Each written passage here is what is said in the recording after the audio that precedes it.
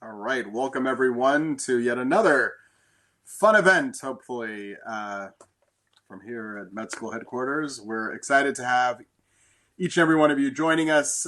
We've got a couple chats. Love to know where everybody is chiming in from, so go ahead and say hello in the introduce yourself chat, and then as you have questions as we go through the course of the next 50 minutes or so, feel free to put your questions in the Ask Your Questions Here chat. So keep them nice and separated so we can keep track of what's going on and who has what questions and get all your questions answered as we go. My name is Petros Panasi. I'm the Vice President for tutoring, test preparation, MCAT here in medical school headquarters. I've been doing this for a very long time in terms of working with pre-med students, getting them ready for this exam and kind of getting them ready, not just as far as the test itself, mentally ready as well. And so hopefully today we'll talk about some of the pitfalls that exist when studying for the MCAT. And hopefully by being here tonight, you will not fall into those pitfalls and will not encounter what others before you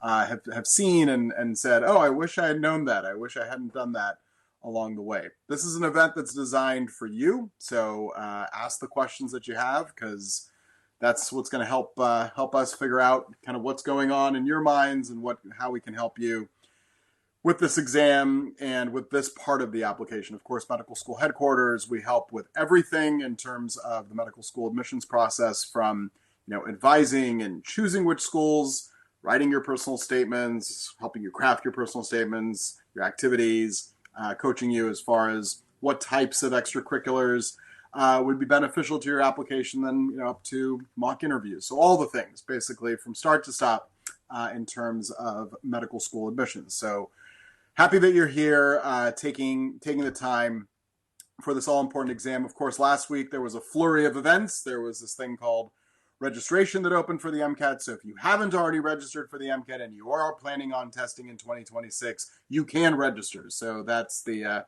key. My advice to you is, if you know that you're going to test and you already know kind of which month you're going to want to test, go to the registration site, get yourself registered so you can at least have a test date for 2026. My colleague Emily is here. She'll be with us for the first couple minutes of tonight. So if you have any questions, let us both know, and we'll take it away in terms of kind of what information it is that you need to know to avoid these pitfalls. I will admit, I had a little too much fun with some image generation. So we've got a lot of cats. I'm actually not a big cat person, but if you saw this slide deck, you would think that I am.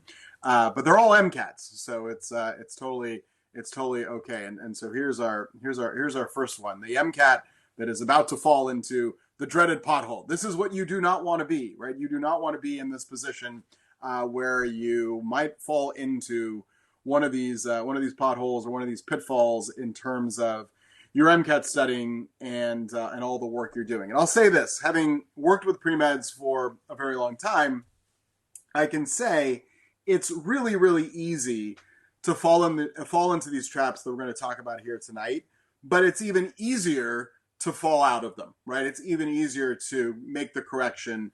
The problem is identifying when you might be falling into one of these traps. And that's the key, is making sure that you are kind of setting yourself up for success and making certain that you are aware of the actions that you're taking. It's sometimes very, very hard when you're kind of nose deep into studying for this exam, or for anything really for that matter, to not be aware of the possibilities of maybe doing things differently, of being able to make adjustments along the way. And we'll talk a little bit about that here tonight in terms of actions that you can take to be proactive as far as your preparation and proactive as far as the work that you're doing, so you don't find yourself in situations where you later, maybe a month later, turn around and say, oh, I wish I had been doing this before. But I also don't want you to put self-doubt into, right? I don't want you to start second-guessing every action that you're taking. It's never going to be perfect, right? Life is never going to be perfect. And that's something that's important, I think, to just recognize and acknowledge, especially with a high-stakes exam like the MCAT, that nothing's ever going to be perfect. It's never going to go exactly to plan. but there are certain mitigations that you can take along the way to keep you on course and keep you kind of as focused and as in the right direction as you possibly can. So that's something I think that's important for you to kind of take note of and be aware of as you're working through this exam and this task that is going to be in front of you and is going to be so important as we go. So with that said, we're gonna dive into the pitfalls, and we're gonna start off with this first one, and the first couple ones are somewhat interconnected, and the first one is really simple, and that is not seeking out help when you know you might need help, or even when you might think, I don't need help, but I'm not sure if I need help. If at any point as you're going through this process you find yourself thinking, I might need some help, seek it out. And when I say seek it out, I mean seek it out from either your peers, seek it out from somebody who, does this as kind of as their career. Seek out the help and seek out the advice of others. There are no bonus points, and I hear this oftentimes from students where they say, well, I really want to study for this exam all by myself. I don't want to get any help. And I ask the question, well, why? Well, I just want to feel like I did it completely on my own. And my response is very simple, and that is that there are no bonus points on the MCAT for having studied for it all by yourself, right? Completely figuring it out on your own. So, we offer these events on a regular basis. We have MCAT office hours weekly. There are pre-med office hours weekly. These are all great resources for you to come to and for you to take advantage of. Not because we run them, but because they are going to be informative for you, right? And there are plenty of others out there as well. So, find the help where you need the help. The great thing about the world we live in today is that, for the most part, everything has been done before, right? So and this is, again, not just true for the MCAT, this is true, across the board. Everything's been done before. People have gone through this. They have their opinions. They have their thoughts. They have their little, tips and tricks and things that have worked for them that you might be able to adopt and incorporate in for yourself. And so, feel comfortable seeking out help. And that's going to be true, even in your classes, when you're in school. It's going to be true when you're in med school, right? There's nothing wrong with saying, hey, I need a little bit of help on this, because you'd be surprised how much people actually want to help. In fact, you are all going into a profession or seeking to go into a profession that is all about helping people, right? Helping people in a very, very specific way. And it's totally normal and really a very common pitfall that students fall into, where they don't seek out the help and they don't recognize that they're going to need the help because, again, there's this kind of human thing that happens where you just feel like, I'm not going to ask for help because I'll feel better about myself if I don't ask for help. So everybody agree with that, or have any thoughts about that, or has experienced that where you're just like, I wish I had sought this out at an earlier date than I actually did. Love to hear your thoughts on that as we go through here tonight. So again, ask your questions. Be sure to chime them in as we go, so that we can make sure that you are getting the most out of the time that we have here together, for sure. That's number one. Very simple one. Nothing really more to be said about that. The second one is this notion of recreating the wheel. It is so easy, and as I said, I went a little bit over the top with all the image generation here. So it's amazing what you can find what you can create when you say, make me a cat with an M on it next to a wheel, and then you get this image. But recreating the wheel. So pitfall number one is not asking for help. Pitfall number two is recreating the wheel. This has been done before, right? You are, like, no offense, you are not the first people to study for the MCAT. You are not the last people to study for the MCAT. So this has been done plenty of times.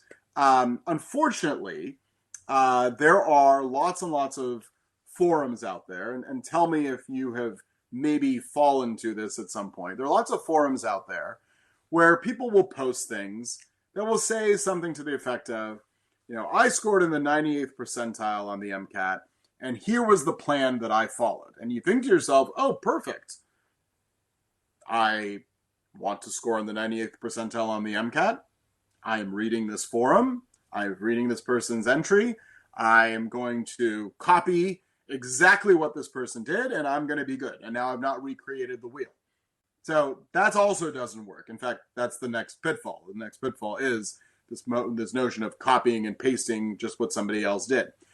What I mean by this, as far as not recreating the wheel, is it's also linked to this idea of seeking out help, right? Finding resources that are already out there that can support you in the process, right? You don't need to be the one who goes and curates every single topic that is on the MCAT. That's already been given to you. The AMC actually publishes that. You then don't need to be the one who goes through and creates, your notes for it. That information is also out there, right? So it's about this kind of maximization of your time and not spending time doing things that you can already be borrowing. But the stuff that you are borrowing, and this is where this third one kind of connects with the second one, the stuff that you are utilizing, you don't want to just be copying and pasting it, right? The last thing you want to do is find yourself in a situation where you are finding a plan that has worked for someone else and not actually customizing it, not actually adapting it to what your individual needs are. And this is really, I think, where we get into kind of the key point of how you want to be thinking about your own MCAT preparation. The process for preparing for the MCAT is very, very individual. Yes, there are going to be general resources and general kind of structures as far as a plan that are going to work as a basis, right? They're going to work as kind of the foundation, the kind of cornerstone for how you're going to need to build your plan. But as far as your own studying is concerned, everybody, and I'm not exaggerating when I say this, no two students are alike, right? There's no such thing. And trust me on this, I've been doing this for over 2 decades. I've seen all the variations as far as students are concerned. I've never seen 2 students who would turn around and say, okay, yeah, exactly the same. I'm going to do the same thing for you as we're going to do for this student over here. That never works. That's not how the world works, quite frankly. And this is where you have to really create an individualized plan that's going to work with your schedule. It's going to work with your strengths and weaknesses, and it's going to work to show you the results that you're looking for. And that's where I would emphasize, as you're thinking about all these different things, all the different tasks that are in front of you, that you really have to make sure that whatever it is that you're doing at any given point when you're studying for this exam, you're doing it for a purpose. So that kind of falls into, it's another pitfall almost of its own. It falls into this category of copying and pasting, where you don't want to just be doing something for the sake of doing it, or because your friend did it, or because somebody that you've never met who posted something on some anonymous forum has said that they did, and that helped them to be successful, right? So that's not a smart way of looking at this. The smarter way of looking at this is for you to really be analyzing your own strengths, your own weaknesses, your own kind of capabilities in terms of schedule, in terms of timing, in terms of making sure that you're going to be able to dedicate the right amount of work to this exam, plus balance everything else that you have going on, right? If you're in school, or if you're working, or if you're in school and working, or you're in school and you're volunteering, or you're doing research, whatever it might be, making sure that you're building out the right structure that is a structure that, again, is kind of tailored to what your individual needs are. Now, there are people that can help you with that, right? So this goes back to the notion as far as seeking out the help when you need, so that you aren't recreating the wheel and you are building something that is going to be kind of in the category of satisfying what your needs are. So those first 3 really kind of are more macroscopic in terms of very common pitfalls that students will fall into. But the reason why I wanted to start with those is because that kind of sets you up for, well, okay, I don't want to copy and paste. I don't want to recreate the wheel. And I don't want to find myself not seeking out help when I should be seeking out help. And then you start to think, okay, well, I've got those kind of basic parameters in place. And then you have to start to think, well, what is it that are actually going to be making up the stages of good MCAT preparation and good preparation for this exam? And this is where it's very easy to fall into a rhythm. And I alluded to this earlier, right? You fall into this rhythm, but you don't take the time to make the adaptations and the adjustments to always be pushing yourself forward. And that's going to become a very, very important part of your preparation, is to recognize the fact that the way that you're preparing at the beginning of your MCAT prep is going to be very, very different than how you're going to be preparing towards the end of your MCAT prep and as you get closer to test day, right? So there is an evolutionary process that is going to occur, and the better you can become, and you can do this by seeking out help, right? Not recreating the wheel, the better that you can become at adapting and evolving your study habits as you're progressing and being self-aware of your progress, the better you're going to be as far as test day is concerned and as far as the outcomes themselves are going to be at the end of the day. So that is going to be kind of a key part of it. That being said, I've been talking for like 10, 15 minutes here.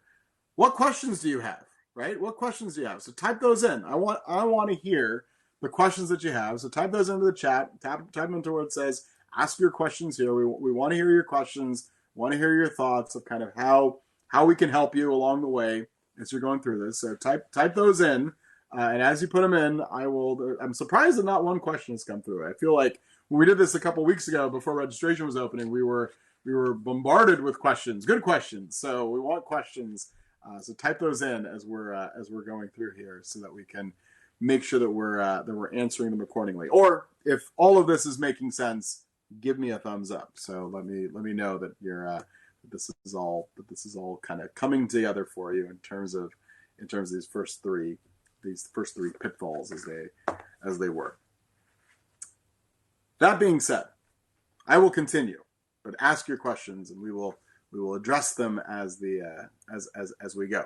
So that being said, you get into your MCAT prep. You're like, all right, it's time to get studying for the MCAT. First thing I got to do is I got to review content. And that is not incorrect, right? That is not incorrect. This is an exam that's got chemistry on it. It's got biochemistry. It's got biology. It's got physics. It's got OChem. You've got psych. You've got soc. You've got the cars section, which has no content. But regardless, you've got all this content, all these content areas. And it represents 2 to 2.5 years of undergraduate coursework. And sometimes that coursework was a very, very long time ago, right? If you took chemistry 1A or 101 or whatever the course title is at your school during your freshman year, and now you're a junior or now you're out of school, it's been 3 or 4 years sometimes for you before, since you've done that work. So it's really, really easy to fall into this rabbit hole of wanting to just be reviewing content. And it's not a wrong thing, right? I want to be very clear when I say this. It's not a bad thing to review content. You want to be reviewing content. But this goes back to what I was saying earlier, and that is you want to be reviewing content with purpose, right? What's the reason that I'm reviewing this content? I just spoke to a student today who said, I'm reviewing the content and I'm starting in chapter 1 and I'm moving myself, through chapter 20. And I said, well, wait a minute. Do you need to do that, right? Do you need to be working through every single content category? Because maybe some stuff you're better at and some stuff you're not so great at. So maybe there's going to be something else that you're going to want to be focusing on. So as you're going through this material and as you're reviewing the material, you want to make sure that you're reviewing it with purpose, right? Purpose is going to be kind of a key word that I want you to keep in your minds as you're working through this exam and working towards this exam. The second part, as far as the content review is concerned is that it's also really, really easy. And unfortunately, I've seen this far too many times than I care to have seen it. It's far too easy to find yourself in a world where, since all you're doing, or a lot of what you're doing, is content review, you create this false sense of security that you know the material and that you're going to do well on the MCAT because all you've been doing is reviewing the content. And you're like, I know those formulas. I know these topics. I know these processes. But what you haven't been doing, or what hasn't happened in the timely enough fashion, is transitioning into where the MCAT will actually be rewarding you.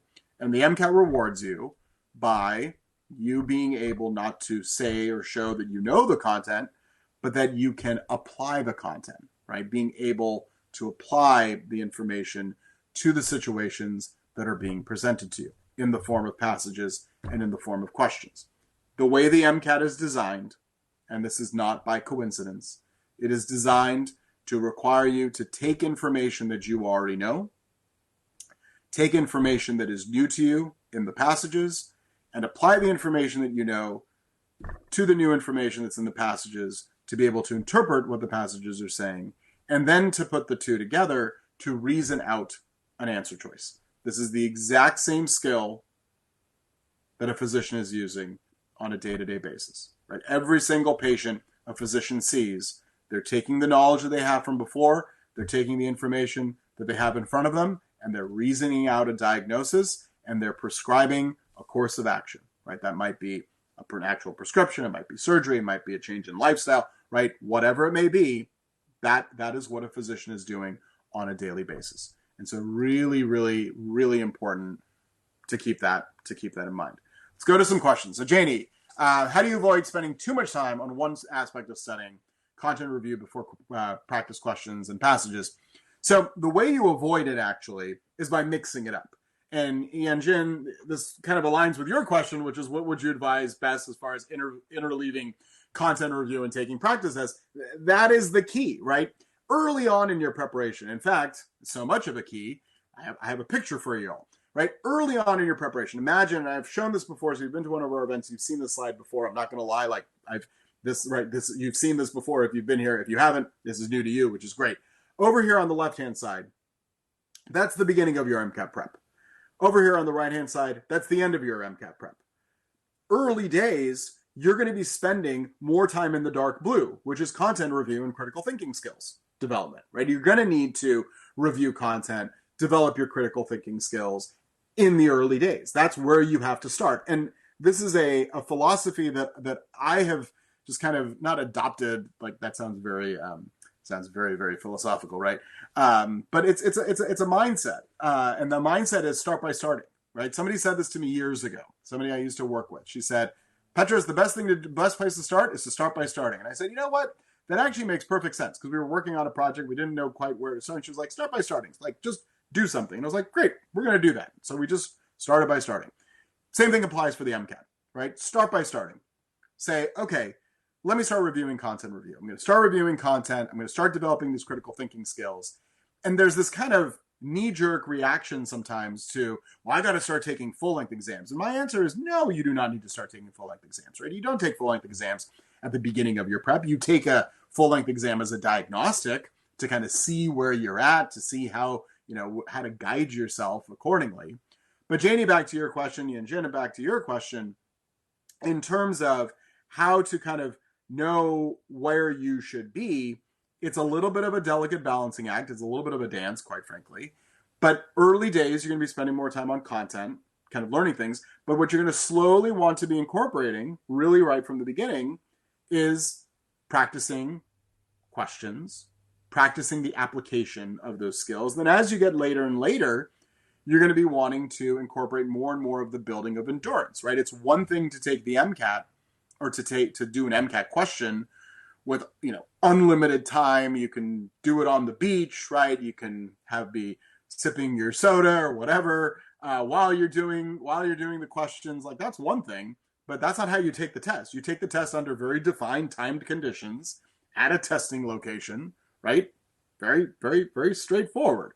And so you have to train yourself for that. But you don't need to do that on day one, right? If you were training for a marathon. You don't go run a marathon on day one. You maybe run a mile. I've never run, so I shouldn't be using that example. But that's, that's the key, is finding that balance and making sure that you're doing the right things at the right time, right? Not jumping into things too early, not jumping into things too late, and not staying in a certain zone. So with the content review, notice how it tapers off, and that's deliberate.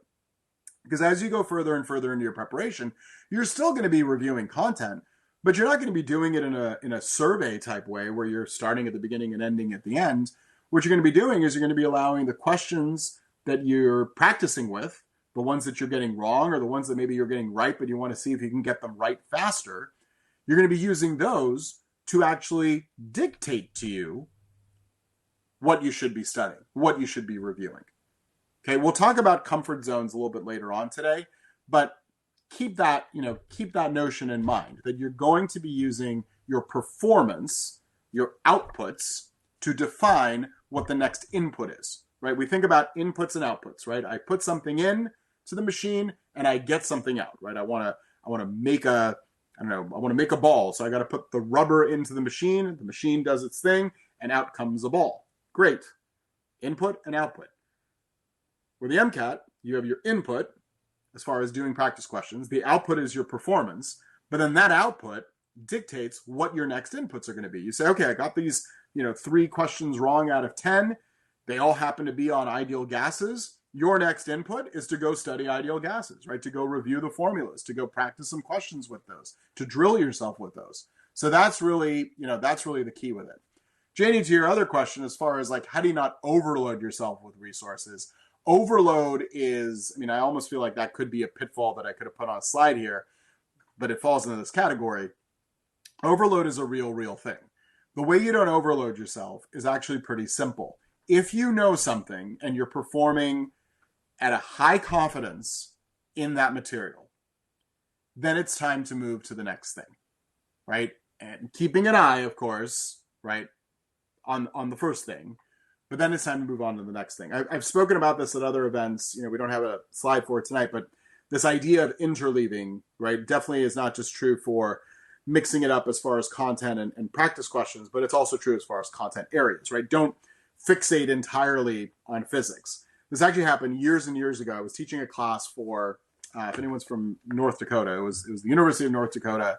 It was an online class, but the school was not, this was it was the old MCAT. So the MCAT was slightly different, but anyway, short version, the school had set up the class for the students, but they asked us not to teach any physics until the very, very end. So we actually didn't do any physics until the last 3 or 4 weeks of the class because the students hadn't finished physics yet. But what ended up happening was the students on their subsequent practice exams did really well on the physics, but then the chemistry actually suffered because they had forgotten it, right? They hadn't used it in such a long time. So we did a little, review session to get them back up to speed on the chemistry. But it was just really funny. And, when we went into it, I was like, hey, this might be a problem. And they're like, no, but we have to do it this way because the students haven't had the physics yet. And I was like, all right. But then, of course, that's what ended up happening. So you do need to kind of mix things up just to kind of keep everything fresh.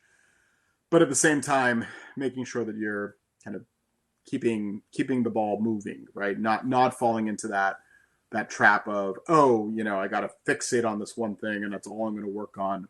There's also shiny ball syndrome. Shiny ball syndrome is very simple, right? You see a shiny ball and you want to look at it, you want to gravitate towards it. Kids do this a lot. Babies do this a lot, right? You see the shiny object and that's the person that they want to go to, the one that's holding the shiny object. That's also true with the MCAT. You get a question wrong and it's about a topic and you go, I got to go, drop everything and go study that one area. That's not the best way to do it. You have to say, okay, you know what? I'm going to budget time to go over that topic. I'm not going to get overloaded. I'm not going to get overwhelmed by this one thing, and take it from there, as it were.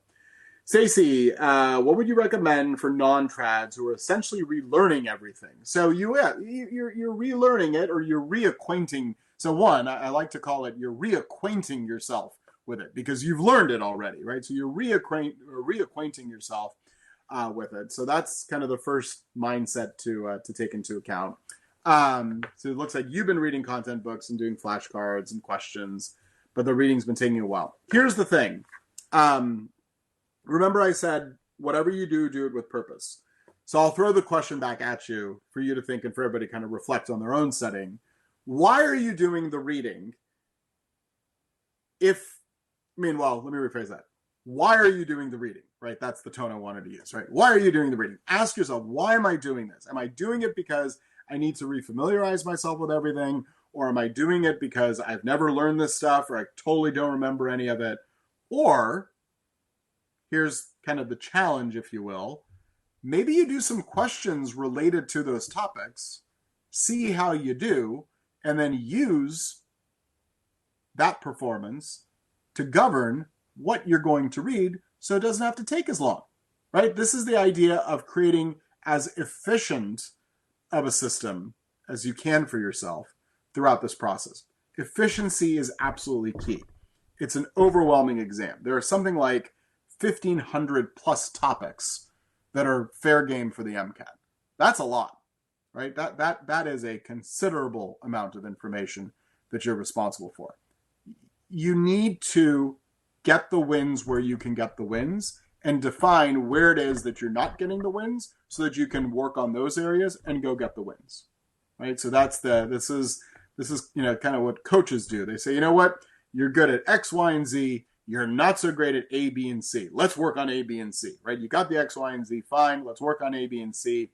And you're going to be in a good spot as it were. So that's one way to be looking at it. But also I will say, just from what you typed, like, don't get caught in the rabbit hole of content review where you're just reviewing content and creating this false narrative that, I'm improving, but then you get to questions and you're like, ooh, that wasn't happening. One of the things I hear a lot from students when I have conversations with them is that they feel like they waited too long to start doing practice questions. And my response always is, great, start doing practice questions today, right? And I'll say that to all of you, like, do something. You don't have to be doing 50 of them.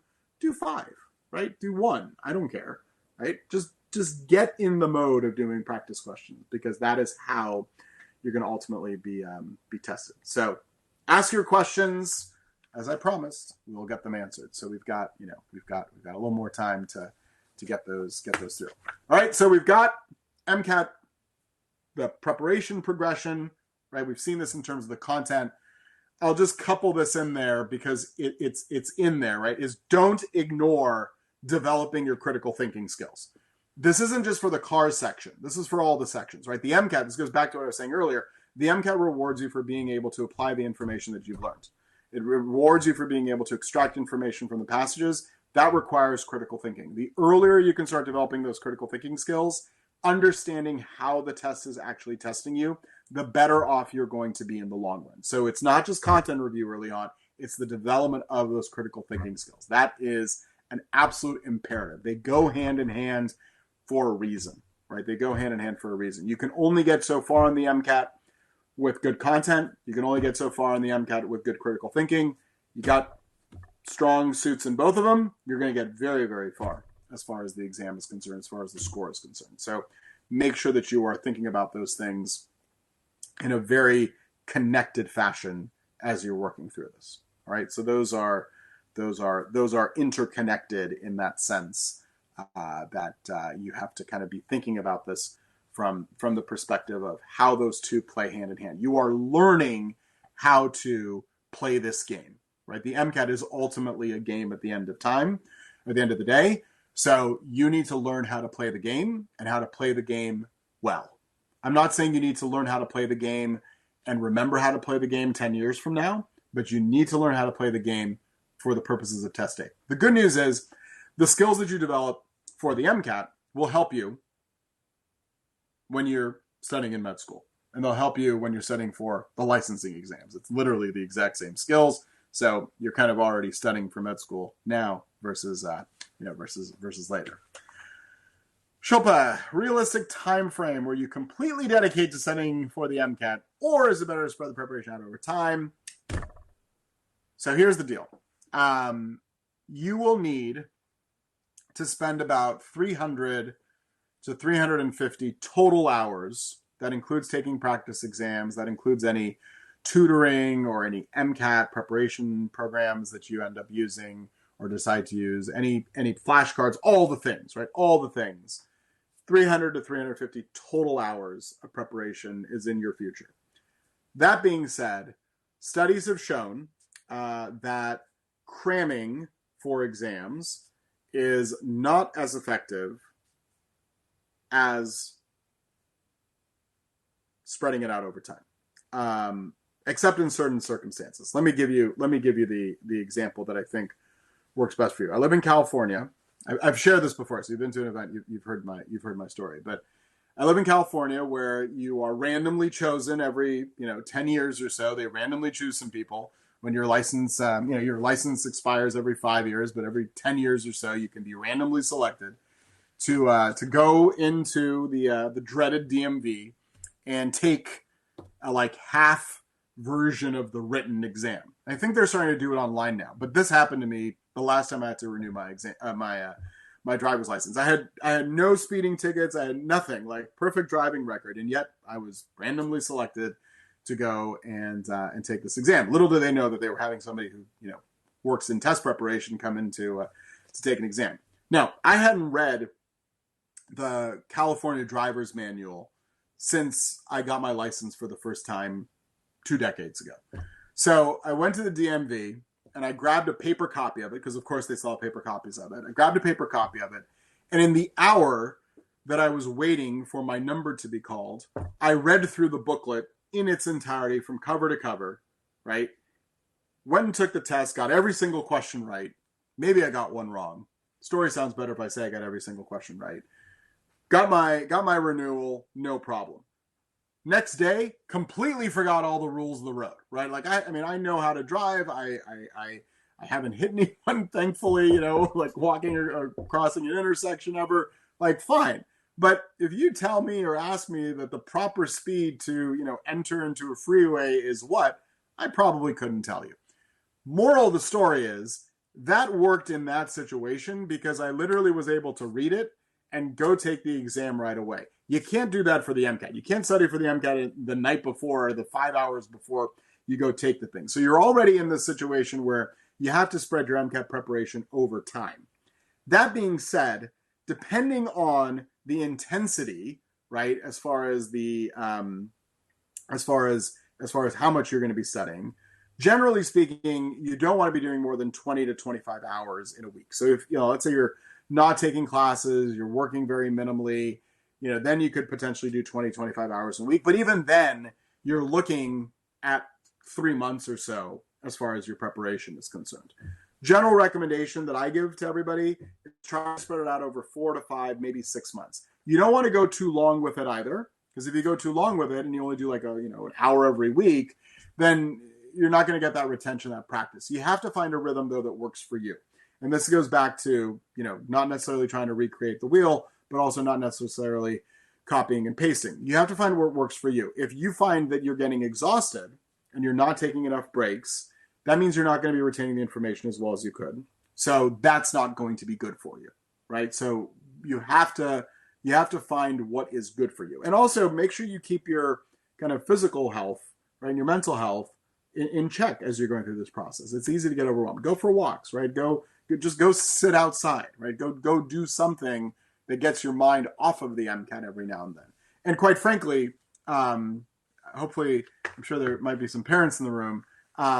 Tell your family, hey, I'm studying for this exam, but please stop asking me how it's going, because every time they ask you how it's going, you start thinking about it, right? So tell your friends and family to just say, you know what, I'll let you know how things are going, and I'll seek out help when I need it. But definitely stay connected in that regards as you're going through it. So hopefully that answers your question as Shilpa as you asked it. But that's kind of the key, is to figure out how to find the balance, as it were. We did a session. We did a lot of sessions, but there was some stuff about study planning, I think, in one of the earlier ones that we did when I joined med school headquarters. So feel free to check that out. They're all recorded. So there's that. Which leads us to the last pitfall. And this is the big one. So, they always say lead with the headline or lead with the big, with the big news. But I kept this one deliberately towards the end because the others inform this. And that is about getting yourself into the right zone. And I don't mean like get in the zone, right, from that perspective. There's actually, this is a theory that is now almost, I want to say like 80, maybe 100 years old at this point. But it totally works. And so much of learning is based off of it that I think it's worth everybody just kind of understanding this. And it's this concept of the zone of proximal development. Now that just sounds cool, right? The ZPD. So this is a key for you and your mindset and your ability to improve your score when you're studying for this MCAT that unfortunately not a lot of people talk about. And unfortunately, not a lot of people adopt because we think to ourselves, we always have to be working hard. So here's what I'm going to kind of teach this to you. So you'll learn something here tonight, but then you can go and apply it and use it yourself. So the concept behind the zone of proximal development, it's actually very simple. It sounds fancier than it actually is. There's the actual developmental level that somebody has. So that's whatever a person can do without any help, right? So going back to, ask for help, there's some things that you can just do without any help, right? You can go watch a YouTube video. You can go read a book, right? You don't need help doing that, right? That part is key. This is MCAT content, right? So yeah, so you're getting both of them at the same time. So here's where this is, Chad, where worlds collide, right? So you've got MCAT content, but at the same time, it actually applies to you as far as a learner is concerned. So you've got what a person can do without any help. So that's what you can do on your own. Like you're fine. Then there's the potential that a person has, right? So what a person could achieve with the guidance of somebody who's more experienced, who has the knowledge, who's going to pass the knowledge on, right? So think of it like this. There's as far as how far you can get on your own, and then from how far you can get on your own to, the maximum score, that is the potential that's there for development, right? Everybody has that potential to get there. And that's where, teachers come in, tutors come in, right? Classes come in, all those things. So you have the actual developmental level, you have the potential developmental level. The zone of proximal development is the area that's kind of in between those two levels. And this is actually where, as it says on slide, this is where you'll learn the most effectively. But this is where we oftentimes struggle. Because what happens is we feel like we're doing all this work without any help, or we're doing all this work, but we're not actually seeing improvements. And then we try to challenge ourselves to do work that is almost too hard. And then we don't see improvements. We fall into plateaus as far as scores is concerned, right? We struggle. The key is to always be pushing yourself to be in that proximal zone, that region that's right above where you're at today, but not so challenging that you become overwhelmed. I don't know if they're still in business, but there was a fitness chain called Orange Theory, if anyone is familiar with this. But the idea behind Orange Theory was exactly this. It was the zone of proximal development. Their whole fitness model was everybody should be exercising at that place where you're feeling a little bit challenged, but you're not so challenged that you won't come back. And the idea was that zone, that the orange zone as they called it, that the zone that you were in, that zone of proximal development, that slowly moves over time. It gets higher and higher and higher, right? Because at some point, once you've effectively developed that next level or that next skill, then you can go to the next thing and the next thing and the next thing. So where I'm going with this is, imagine, look back at at yourself. You wouldn't want to jump into biochemistry day 20 until you'd had general chemistry and organic chemistry, so that you could actually understand what the professor is talking about in biochemistry on day 20, right? You slowly learn language. If you were learning a language, the first thing you learn is you learn hello and goodbye and how do I order a coffee, right? That's if you've done Duolingo or anything, right? Those are the first things that they teach you. And you're sitting there going, I don't need to know how to order coffee, but it's to get you, it's to kind of get you warmed up. So this is going to be kind of the key in all of this, is keeping yourself in that place. The motto that I use, and the motto that I will share with you and that I want you to adopt, or would like for you to adopt, or at least some variant on it, is get comfortable as you're studying for the MCAT being uncomfortable, right? If you find yourself, this is the pitfall, if you find yourself in a place where you're like, yeah, I'm getting every single question right, good for me. And I say, okay, great. Have you tried harder questions? Have you tried something in a content area that you're not so great at? And you go, no, I'm afraid to do so. Then you have a problem. And because you shouldn't be expecting your score to improve, right? You shouldn't be expecting your score to improve at that point. You need to always be slightly challenging yourself, right? Pushing it forward just a little bit more, a little bit more, a little bit more as you're going through. So that's going to be absolutely key as far as all of these pieces are concerned. So that's, if you take nothing away from today, take away, get comfortable, feeling uncomfortable, right? That is going to be a key part of avoiding the pitfall of, I'm doing all right, and then realizing, oh, wait a minute, I could be doing better. So that's the bit there. As I said at the beginning, we love doing these events. We love, really now expanding more and more into the space for students like yourselves who are preparing for the MCAT. So Med School Headquarters, of course, has been around for a good amount of time, and we are now have kind of all the pieces in terms of the pre-med experience from MCAT to application. And with that said, we actually have some exciting news that you are the first official event for students that we are announcing this at. So this is the news. So drum roll, please.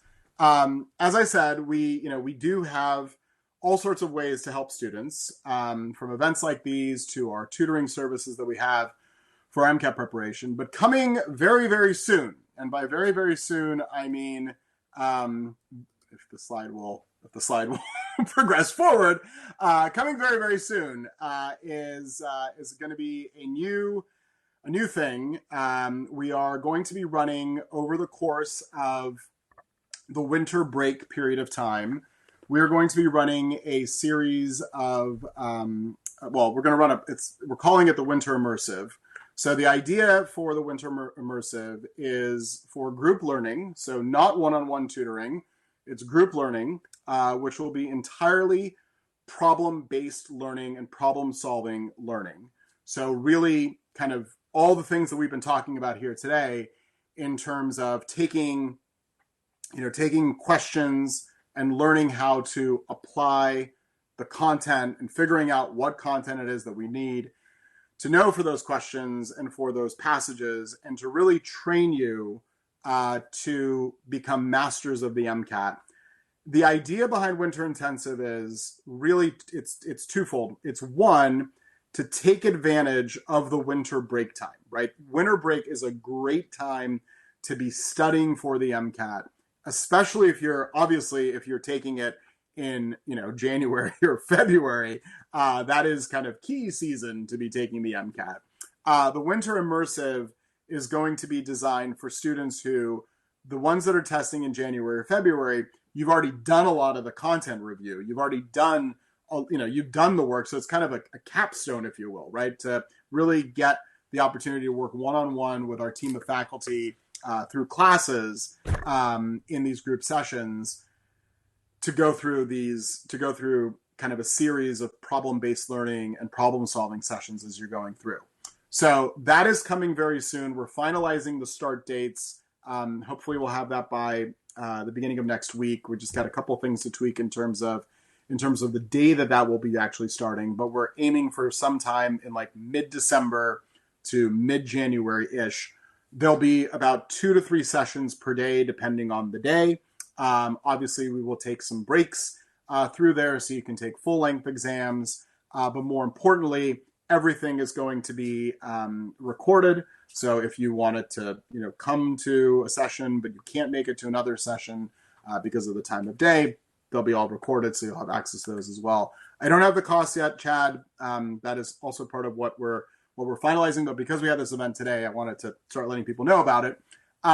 There's a QR code and the link. If this is something that is of interest to you, please let us know in there. The second thing that this link actually also has, so it's actually a two-folded link, is that we take student feedback and student desires very, very seriously. So that's one of the things that attracted me here to med school headquarters, is how student-centric we are. I mean, that is at the core of my mission, is to create resources for students that students will use, not just things that are good marketing terms or guarantees that are, we're going to guarantee you a certain number of points, and then, it's not actually in your best interest.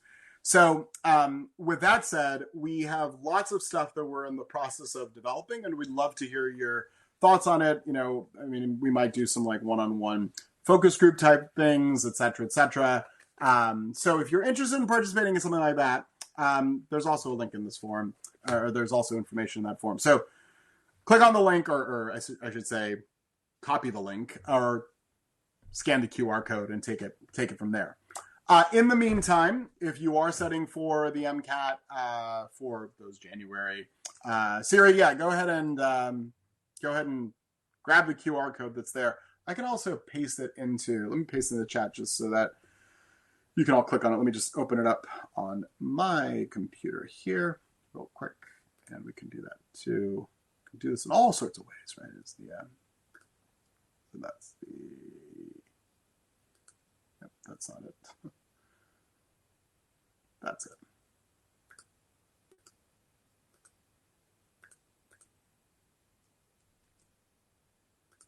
That paste? There we go. That's the winter immersive link that's there. The other side of it, of course, so we do have a rockstar team of MCAT faculty. So if you are looking for one-on-one tutoring services, or a combination of the two, right? So if you want to get tutoring and do the winter immersive, that is also a possibility. And you're curious to find out more about the different programs that we have, or if you've got kind of specific questions in terms of which one is going to be the right fit for you, schedule a consult. It'll be with me, so we can chat about helping figure out which of the tutoring options it is that we have that will work for you. So those are the pieces that are available there. With that said, if there are any final questions, feel free to type them in. I saw one from Yan. If you have an old set of books 2 years ago, you should be fine. I do not recommend always using the latest published version. And the reason why I don't recommend it is because I know that the reason why the new published versions are released is so that there is a new cover, and so that everybody goes, oh, I got to go get the newest version. So the MCAT,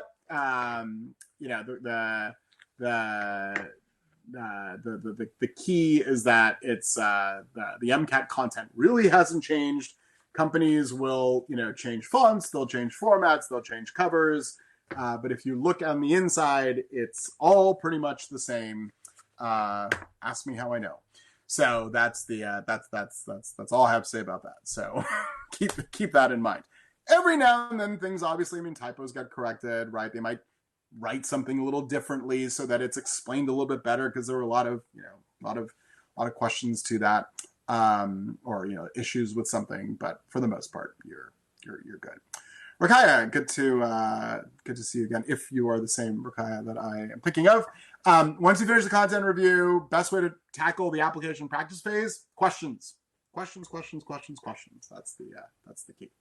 So Susan, you're very, very welcome.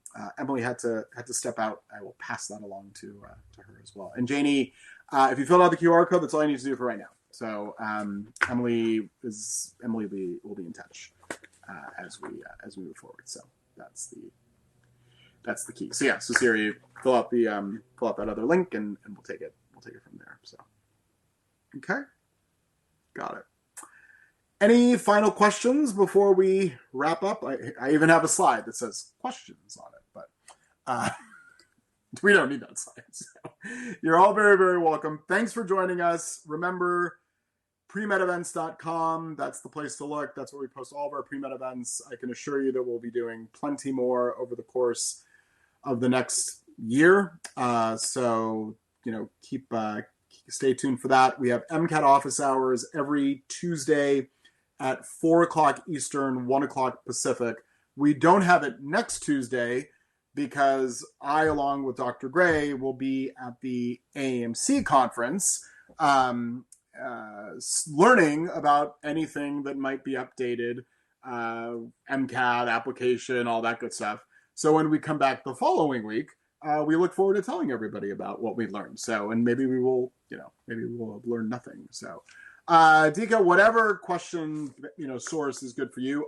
I recommend the AMC stuff, not because there's anything wrong with UWorld. Everyone loves UWorld. But because the AMC is the people who actually write the MCAT. So that's that should be a good source for you as you go. So yeah, come to MCAT office hours. And we always do we do a problem, right? And learn a little something. So it's like free MCAT prep. So come to that, and hopefully we'll see you there. Other than that, have a great rest of your evening. You're all very, very welcome. Hopefully everybody enjoyed themselves, had a little bit of fun while doing so, and more importantly, doesn't fall into pitfalls. So have a good night, everybody.